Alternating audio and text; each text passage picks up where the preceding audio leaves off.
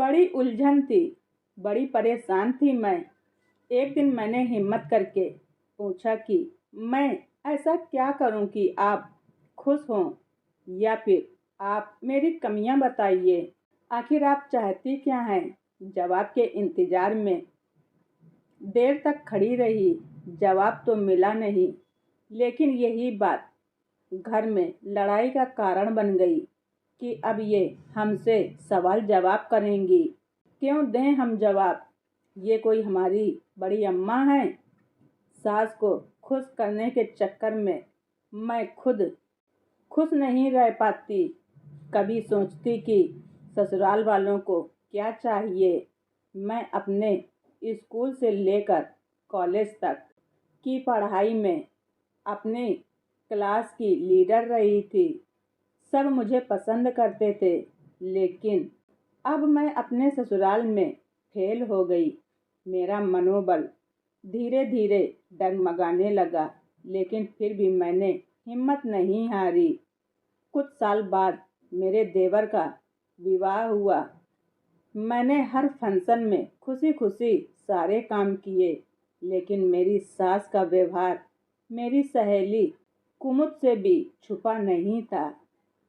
कुमुद ने मुझे समझाया कि अब जब छोटी वाली आएगी और उसके साथ ऐसा व्यवहार होगा, तब उन्हें तुम्हारी कीमत का पता चलेगा। हर लड़की इतना नहीं सह सकती जितना तूने सहा है। देवरानी भी परिवार में शामिल हो गई। अब उसका समय था कि वो अपनी सास का दिल जीते। उसने कभी भी अकेले काम नहीं किया, बस मेरे साथ काम में लग जाती। पूरी तरह से जिम्मेदारी नहीं ली। एक दिन हमारी सासू माँ ने उसे कोई काम बताया तो उसने बड़ी ही चतुराई से काम करने से इनकार कर दिया। मैं सोच रही थी कि आज तो घर में लड़ाई होकर रहेगी, लेकिन मेरी सासू माँ चुपचाप उठी और खुद ही काम कर लिया। ये देखकर मैं हैरान हो गई और सोच में पड़ गई कि उसकी जगह यदि मैं होती तो इनकार करने पर न जाने कितनी बातें सुननी पड़ती। मेरी तो आज तक हिम्मत ही नहीं हुई कि अपने से बड़ों का कहा टाल सकूं। मुझे कोई काम भी नहीं आता था, लेकिन धीरे धीरे सब सीख गई और देवरानी को सासू माँ ने कुछ भी नहीं कहा। मैंने सोचा अभी नई नई आई है, देखें कब तक शांत रहती हैं सासू माँ। मैं भी तो कभी नई नई आई थी।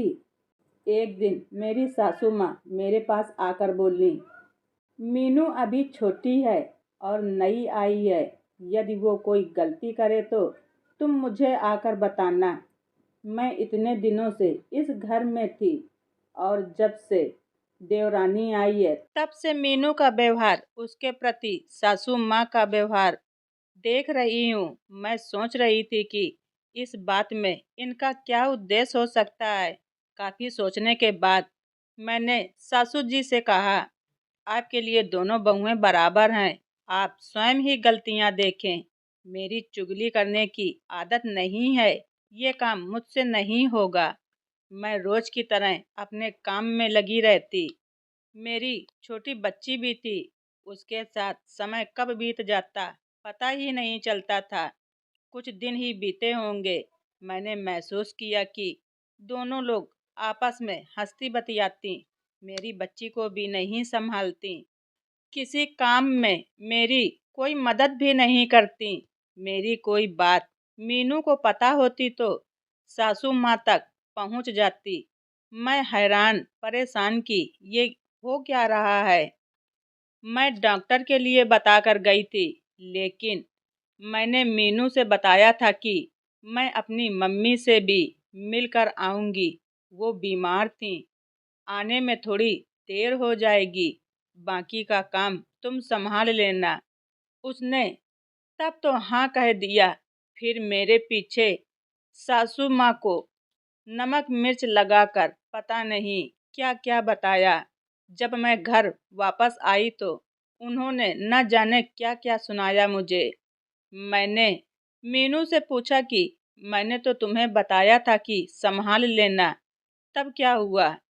मीनू अपना पल्ला झाड़ते हुए बोली, पता नहीं दीदी, आप तो सासू माँ की आदत जानती ही हो। मुझे मीनू की बात सही लगी। मैंने सासू जी से पूछा कि आपको किसने बताया कि मैं घूम फिर रही हूँ? तो उन्होंने तीखी जबान से कहा, तू नहीं बताएगी तो क्या, मुझे पता नहीं चलेगा? वो ही तो मैं पूछना चाहती हूँ कि किसने बताया कि मैं घूमने गई थी? मैं तो अपनी मम्मी को देखने गई थी। ठीक है, तुझे इससे क्या? सासू माँ मीनू को बचाते हुए बोली, काले चोर ने बताया, क्योंकि वो तो पहले ही उनसे वादा ले चुकी थी कि मम्मी जी, मेरा नाम नहीं आना चाहिए। मैं परेशान, सारी बातें मेरे मन में घूम रही थी। वो क्यों ऐसे भड़की, किसने क्या कहा? तभी मेरे दिमाग में वो बात याद आई। मम्मी जी ने मुझसे कहा था कि मीनू की बातें मुझे बताना, और शायद मीनू से भी यही कहा होगा, और वो इस बात का फायदा उठा रही है। फिर भी मैंने एक बार बात कर लेना उचित समझा। मैं तुरंत उसके पास गई और उससे सीधे बात की। क्या सासू जी ने ऐसा कुछ कहा था क्या? मैंने उसे चौंकते हुए देखा, लेकिन वो बोली, नहीं, ऐसा कुछ नहीं। मैंने उससे कहा, मेरे पास भी आई थी, लेकिन मैं ऐसी बातों से दूर रहना ही पसंद करती हूँ। आज जैसी स्थिति में मैं हूँ, मेरी जगह तुम भी हो सकती थी, लेकिन उसने मेरी बातों को नज़रअंदाज किया। मैं पहले से ही सासू जी के व्यवहार से परेशान थी, लेकिन अब तो मीनू के आने पर घर में राजनीति होने लगी। मैं सोचती थी कि सासू ऐसी ही होती हैं, पुरानी ख्यालों वाली, लेकिन राजनीति तो मुझसे पहले ही नहीं होती थी। सासू की राजनीति थी, दो बहुओं के बीच फूट डालो और अपना हुक्म चलाओ। उस घर में जिसे प्रेम, मान सम्मान, प्रतिष्ठा का घर, भवन और भी न जाने कितने नामों से पुकारते हैं, जहाँ नारी की पूजा होती है। मैं सोच रही थी कि मैं इस घर की लक्ष्मी हूँ। मैंने व्यर्थ ही इतनी पढ़ाई की। मुझे तो चापलूसी, चुगली करना और थोड़ी सी राजनीति सीखनी चाहिए थी। आज मुझे ये सब आते तो आज मैं यहाँ राज कर रही होती। मैं तो शांत, मधुर प्यार के साथ जीवन जीना पसंद करती थी, लेकिन मुझे तो मेरी मम्मी ने भी घरेलू राजनीति नहीं सिखाई। अब मुझे बुआ जी की याद आई। उन्होंने कुछ आशंकाएं जताई भी थीं। उस समय मैंने उन बातों पर ध्यान नहीं दिया था। तब मैंने बुआ जी को ही गलत समझा था। मैंने जवाब दिया था कि बुआ जी, इन छोटी छोटी बातों से कुछ नहीं होता। अच्छे रिश्तों की शुरुआत अच्छी सोच के साथ होनी चाहिए। आज बुआ जी की वही बातें मुझे रह रह कर याद आ रही थीं। मुझे अपने पढ़ाई पर शक होने लगा कि दो कम पढ़ी लिखी महिलाएं अपनी राजनीति के कारण आज मेरे ऊपर हावी हो रही हैं, मुझे मानसिक रूप से कमज़ोर बना रही हैं। मैंने तो प्यार से अपने परिवार और अपने लोगों के बीच जीवन व्यतीत करने की कल्पना की थी। राजनीति तो मैं समझती थी, लेकिन उसमें मेरी कोई रुचि नहीं थी। क्यों बेवजह दिलों में कड़वाहट भरना?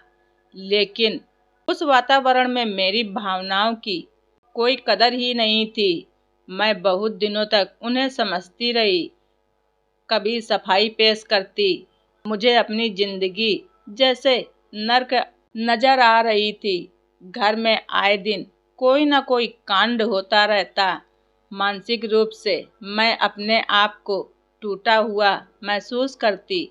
किसी भी बात को ये लोग कैसे तोड़ मरोड़ कर कहाँ से कहाँ ले जाते हैं। इन लोगों ने पढ़ाई लिखाई तो नहीं की, लेकिन बात का बतंगड़ कैसे बनाते हैं ये जरूर सीखा है। दूसरे व्यक्ति को कैसे नीचा दिखाना है ये भी बखूबी सीखा है। कैसे छोटी सी छोटी बात को चढ़ा बढ़ाकर घर में कलेश करवाना है। स्वयं मस्त रहना है।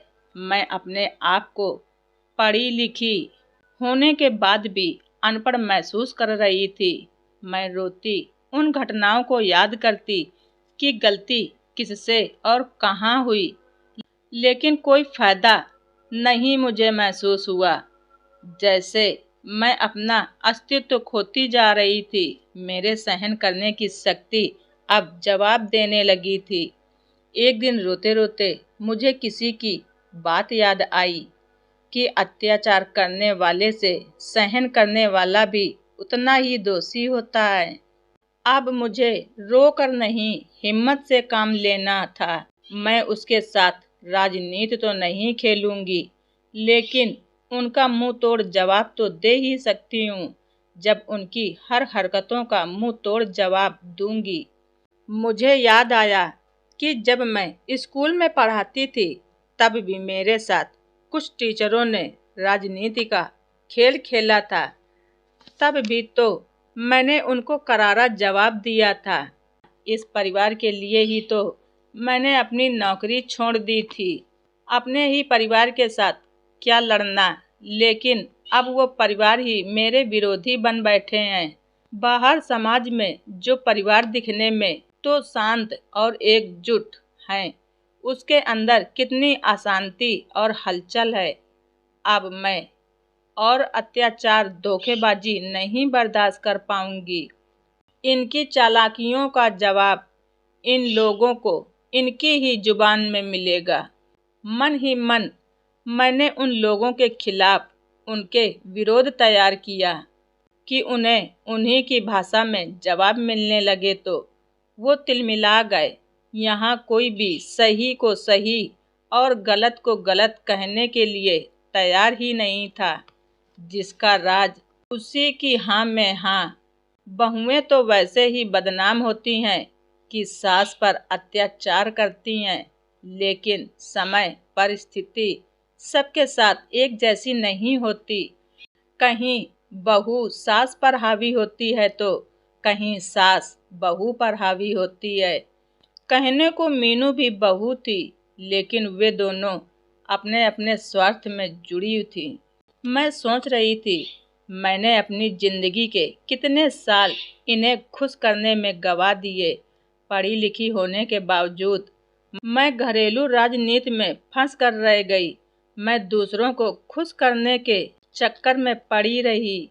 ना सास खुश हुई, ना ही मैं खुश रह सकी।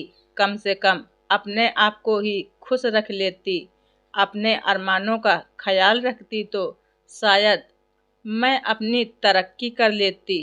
जब व्यक्ति अपने आप में सक्षम होता है तो दूसरों के लिए भी सोचता है। मैं तो अपनी ही मदद नहीं कर पाई तो दूसरों के बारे में सोचने का प्रश्न ही नहीं उठता। अब थोड़ा मैं संभलने लगी और ये पारिवारिक राजनीति छोड़ अपनी तरक्की की सोची। वैसे भी मैं सोच रही थी कि घर की राजनीति में भी मुझे बहुत कुछ सिखा दिया, लेकिन इन सब के बावजूद भी देश परिवार चलते रहते हैं। आज मुझे समझ में आ गया है कि देश में हो या परिवार में कुछ लोग ऐसे होते हैं जो हमारी जिंदगी में हलचल मचा देते हैं। वो ना तो खुश रहते हैं और ना ही दूसरों को खुश रहने देना चाहते हैं। तो दोस्तों, आप सबको हमारी ये छोटी सी कहानी कैसी लगी कमेंट बॉक्स में ज़रूर बताएं। चैनल पर नए हैं तो सब्सक्राइब करना ना भूलें। ज़्यादा से ज़्यादा शेयर करें। धन्यवाद। रिचा वाइस।